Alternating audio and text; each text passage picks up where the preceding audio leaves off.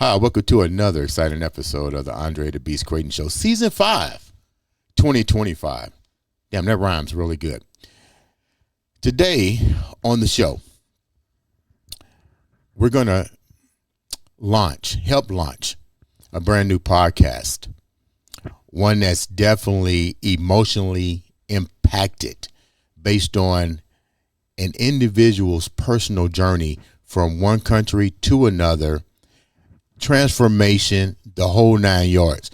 I'd like to welcome with me my celebrity host and the star and host of the new podcast, which I'll let her tell you. Let's welcome Miss Beautiful Jessica Jarvis to the show. Hi, Andre. Thank you so much for having me here. I'm so excited. This is the first time I'm in Indiana, and then getting to do my podcast and you endorsing it. Thank you so much for having me. How you like Indiana so far? You better say something good. Yes. No. I'm loving it.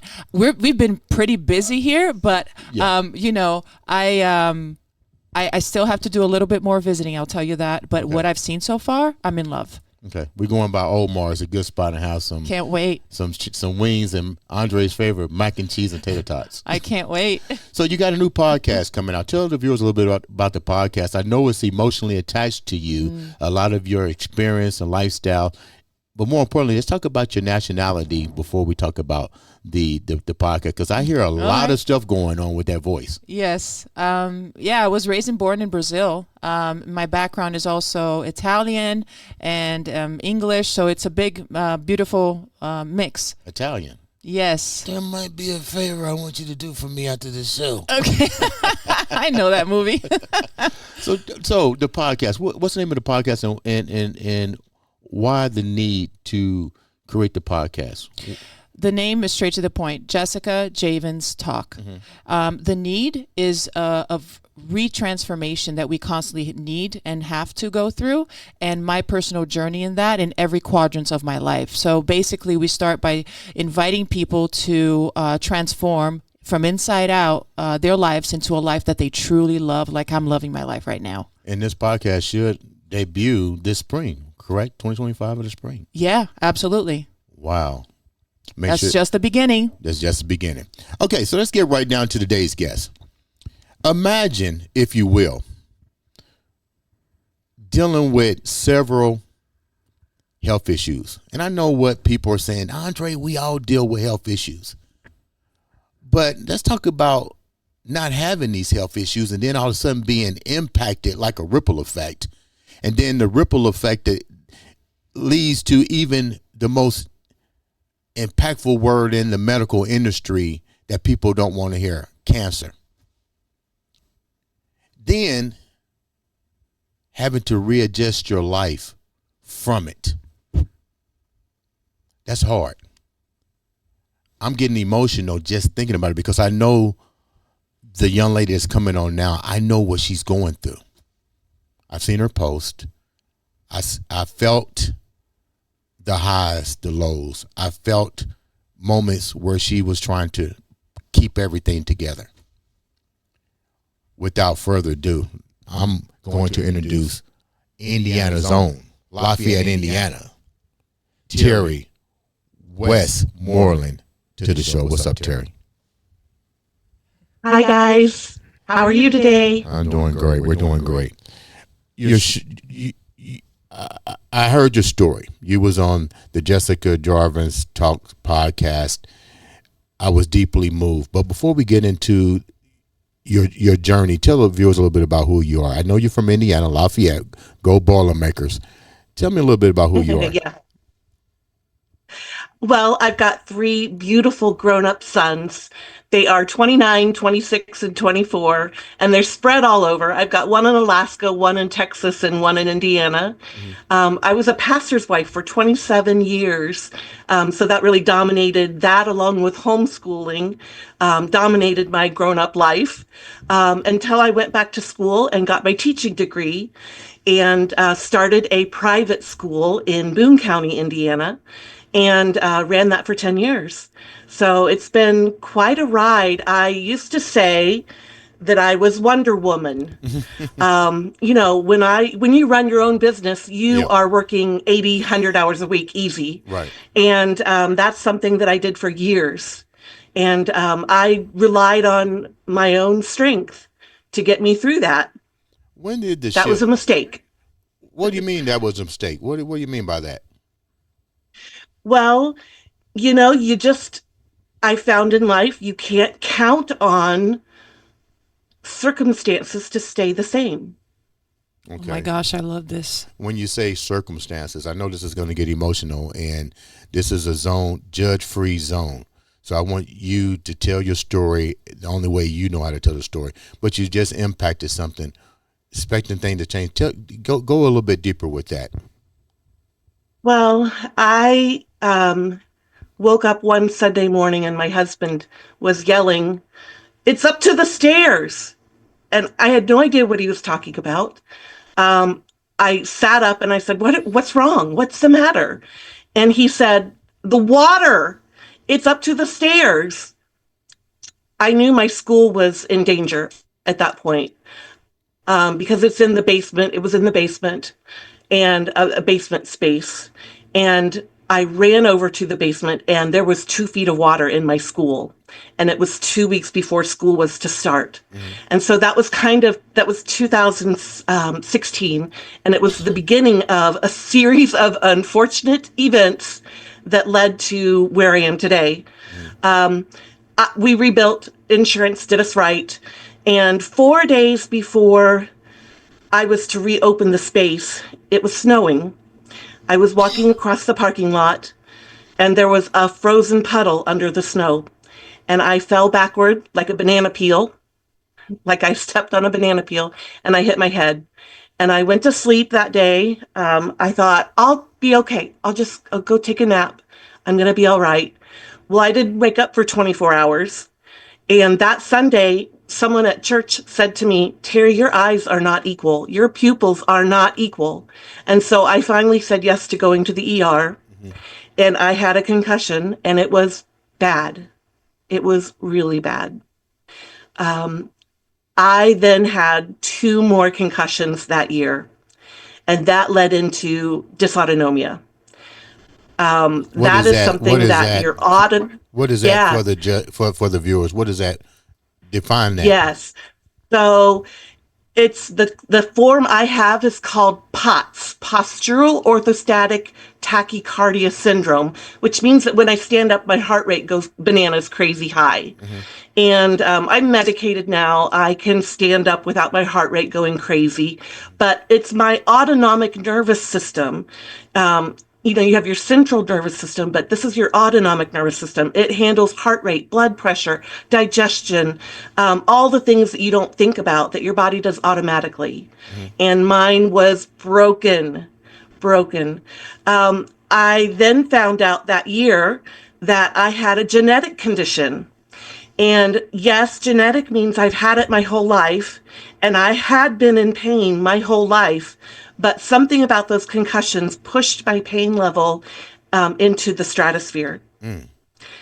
So I had a series of horrific doctoring experiences that traumatized me. I didn't have a diagnosis after a year and a half. I then had to close the school. I had a fever that turned into weakness that I can't even express. I couldn't walk past my kitchen. So what we would call that today is something like long COVID. So it was a post-viral illness. And that just threw fire onto everything. I was in a wheelchair. I couldn't function anymore, and I had to close the school. Now let's go a recap. We mentioned something that was even more detrimental in throughout all this. If I'm not mistaken, you wind up with cancer. But was it COVID related? Did these symptoms all interact, It was. amplified through the COVID? So one night I woke up. I had COVID for the fifth time. I was a teacher. I had gone back to teaching in public school. At that point, I had had physical therapy, occupational therapy, speech therapy, balance therapy, and I was recovered enough physically that I could teach again.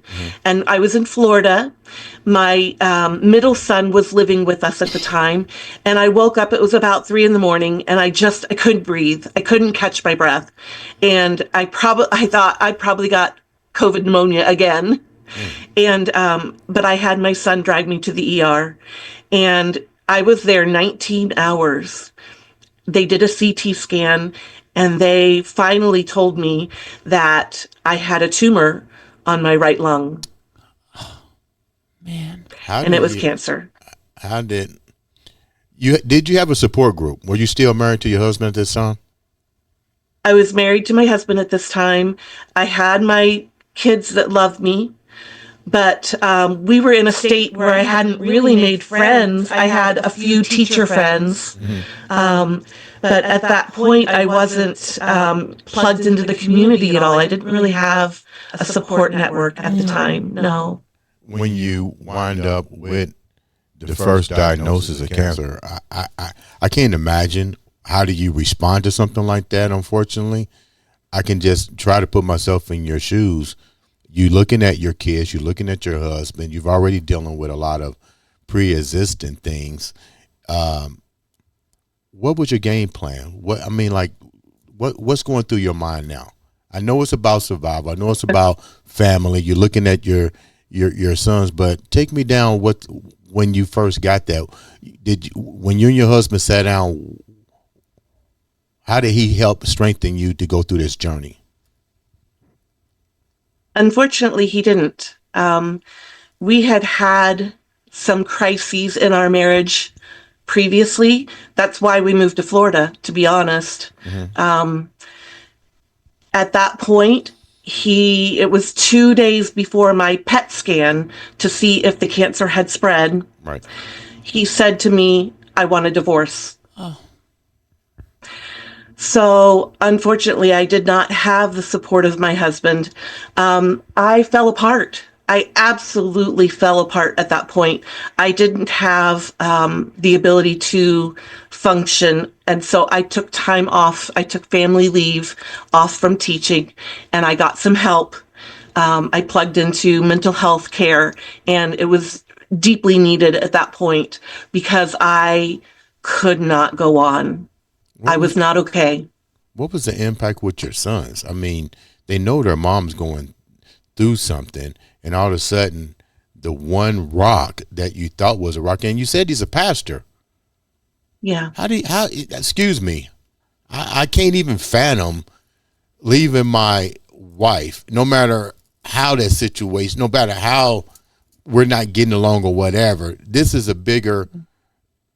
much bigger than that. I need to support you. You're the mother of my kids right now. You've gone through multiple situations in your life. Cancer is not a laughing joke to deal with, but now you got to keep the family together. How do you do that and still manage to keep your mental safe, get the treatment, and well, Jessica, you know what I'm talking about. Almost shelter your boys. You don't want them to know. And I'm sorry, how old were they at this point? They were in their 20s and all spread out. Okay. Only one was living in Florida with us at the time. So tell us about that and dynamic. Yeah, at this point with them. They did not know. They did not know that their dad was letting me down. Again, this was not the first time that he had created a trauma in my heart through lack of love for me. And that was not only evident in how we interacted, but it was words that were said to me, I don't love you. I've never loved you. I need God's help to love you now. Were words that were spoken to me at year 19. And we held on for 11 more years. And that was only because of my insistence. I did not want a divorce. Even a year after the cancer surgery, when he brought it up again. At this point, though, he had walked away from his faith. It's the best I can describe it, because doing the things that he was doing and behaving in the way that he was behaving were not congruent with having a deep faith any longer. That makes sense.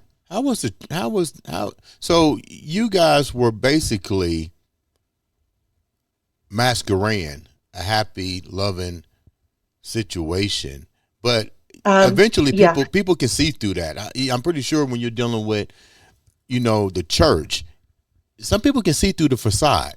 You know what I'm saying? You can't show dysfunction like that. I mean, that's how I would look at it. You can't just keep going into church and people don't see love because you're hurting. So in other words, what I'm trying to say is nobody in your church knew that you was having problems. No one knew. I protected them, and I'm protecting them to this day. There are things I won't say. There are things that I will not get into, because I don't want to hurt those that we loved, is what it boils down to. They don't know I'm back. They don't know I've been back for almost 9 months. And our former church that we were just at 4 years ago, they don't know that I live here with my mom and my dad in Indiana. They don't know what I went through. They don't know. They knew I had cancer. It was posted. It was, talked about, prayed over, but no, they don't. They didn't know. They did not know. It's a very difficult situation because I can relate with that. The sense of trying to protect your family, and the compassion and the love, and how far you allow it to go. And as a mother and as a woman, I can relate to that. Yeah. Let's go back a minute. When you decided to get the treatment, you eventually gonna have to address the cancer. You're eventually gonna have to put on the back burner the relationship. You're gonna have to always keep on the forefront your children. Did you get treatment while you was in Florida, or did you decide to come back to Lafayette and continue to treat the treatment, or did you say, let me deal with it here in Florida before I take this to my parents, because now nobody wants to go back to their parents. I mean, but unfortunately you can go home. There's no place like home. Thank God for that. What was that like for you, the road to recovery and getting the treatment prior to coming back to Indianapolis? I mean, Indianapolis, Lafayette. Yes, it was a tough surgery. Thank goodness I didn't need any further treatments. Yes. I didn't have to endure any chemotherapy or radiation because it had not spread. They took out some lymph nodes. It was supposed to be a robotic surgery, so they did a laparoscopic. They went in laparoscopically, but they nicked an artery during surgery and had to open me up with a thoracotomy, which is a tough surgery to recover from. The doctor said it would take about a year until I was going to be over the pain, and it did. I went back to teaching that next fall, but I had a position where I could sit down, go get a small group of kids, and then go sit down again, and then do that all day long. It was all working pretty well for me. I was recovering. But then I got called into the classroom, and my body just couldn't handle the demands of being in the classroom again. And it was shortly after that my husband said he wanted a divorce again. And I acquiesced this time. I said yes, because of his behavior. My heart breaks for you, but in a good way, because I know you're resilient. I know that was hard to do. My hat's off to you, really, for trying to keep the family together no matter what. And sometimes I tell people shit happens for a reason. It happens for a reason. We may not see the bigger picture at first, but now you're able to go home. Who reached out to who? Did you reach out to your mom and dad and have to now open up with everything you was going through? I did. Yeah, I talked to my mom every day when I lived in Florida. She was a teacher too, Okay. and so I would call on the way home from school and vent and ask questions and just Oh, cry some days. But What did you dad hold has on a minute? dementia. Hold on a minute. Mom, Hold on a minute, Terry. I didn't mean to cut you off. You talk to your mom every day. And yeah, these are your words. You cried. You yeah. vent. I know good and time well. I'm just going into the mind of a female. Your mom said, "Walk the fuck away from this." No, um, she didn't advise one way or the other. Hmm. But when I said it's time, she immediately went into action mode and said, okay, here's what we need to get done before wow. you Okay. arrive. So she was That's waiting. She was waiting, but she had it done. Yeah. She wanted you to that's a leave. mom. Yeah. She knew. Yeah. What Yeah. What about She your knew dad? and Did she she keep it from your wholeheartedly dad? Did she keep it from welcomed me back. Terry? Did she keep the information from your Um, dad? Dad would be told, um, sort of. She went into what happened, but he wouldn't remember that he had been told. So his dementia is fairly advanced. So you wind up coming back to Lafayette, Indiana. What was that like for you? Readjustment, knowing that Yeah. you're done with your marriage, your kids are Oh, okay. How do you recover? humbling. Yeah, it was so humbling to be this um, broken, um, applied disability at the time because I didn't have the ability after teaching a little bit. It's very evident to me that I could not do it long term. So I applied for disability. Um, I isolated myself for a long time, several months. I got counseling. It slowly started to shift in my mindset. I was able to go to church with my family, my mom and my dad, and that was something that I hadn't done in 3 years. Hmm. I didn't mention that, but I was having panic attacks sitting next to my husband in church. I couldn't do it. I just couldn't do it.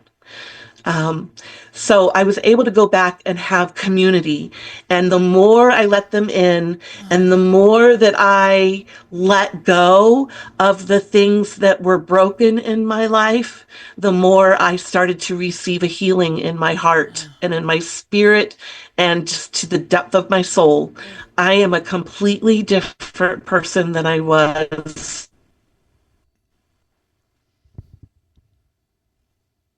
Man, I'm at a loss for words because I'm processing all of this information. Um, Something that I wanted to talk about. You mentioned the fact that you're almost bedridden based on all of the health issues that you had. How does that make you feel now? Like once again now you got to add another um, shift in your life. What was that like? Um, I've been at this stage for a long time outside of work. I would go home and immediately go to bed. It was just my place where I needed to be for my body to recuperate each day. Um, and when I came back to Indiana last summer, I think I just had experienced so much trauma that bed was the only place my body could handle. Mm. And to this day, I'm still there, but I've become a life coach.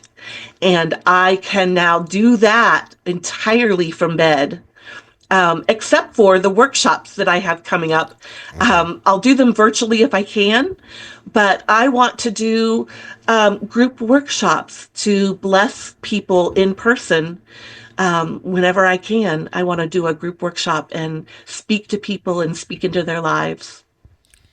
Go ahead, Jessica. You got a question. Go ahead. Was this for me, the impression that I'm getting, what I'm reading here from her, is that she had to completely change her focus. Yeah. Instead of all the problems, oh man, she has excuses. Any excuse that somebody can put, you have them all. But you had to completely shift your focus. So share your perspective on that. I would love to hear it. Well, I think that I turned my pain into purpose. I feel like I want others to know that they can be going through hard things and still come out the other side transformed. I feel like my mission is to help people take their challenges and turn them into growth. And you definitely have the experience to do that. Before we wrap up, you mentioned that you're doing something good. I want to first, once again, thank you so much for taking the time out to come and share such a beautiful, inspirational story. Definitely a beast mindset, to say the least. Transformation at its fullest is a prime example right here in front of me right now. Prime example. Now, let's talk about the good side. You took all that transformation and now you're a life coach. Tell me a little bit about what are you teaching as a life coach? Tell the viewers a little bit about what you're teaching. I love helping clients identify goals and what's holding them back from getting to their goals.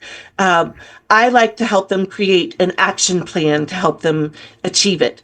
I like to provide accountability for them, because knowing your goals and achieving those goals are really two different things. I like to help shift their mindset and their beliefs, similar to what I experienced over this past year, especially.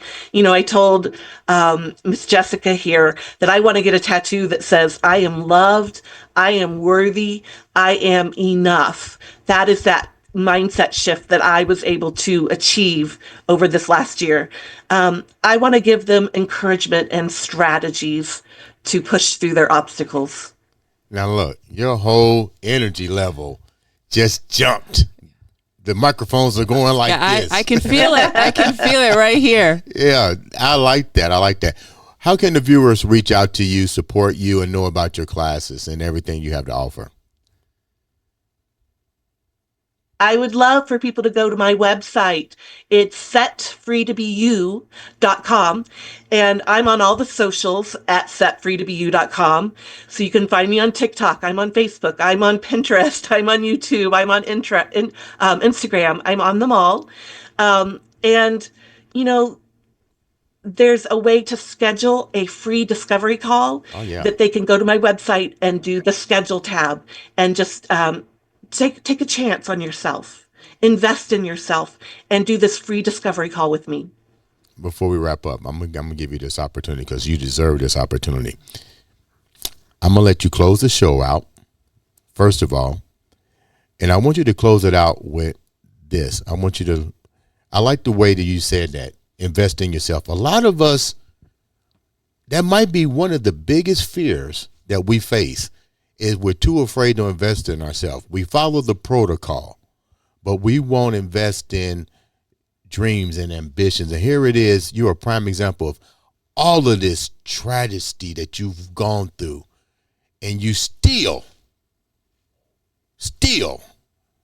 gambled on the biggest prize of them all, which was yourself. Lead the viewers with what keeps you driven, and then close the Andre the Beast Crayton show out. All right, guys, listen, you deserve it. You are unique and special and loved just the way you are, right where you are. I want you to know that and receive that from me today. I want you to reach out, contact me, and you will see the difference in your own life. You will achieve the best version of you that you can be. Now, thank you so much for joining us today. Ladies and gentlemen, this has been another exciting episode of the Andre the Beast Crayton Go Show. Show.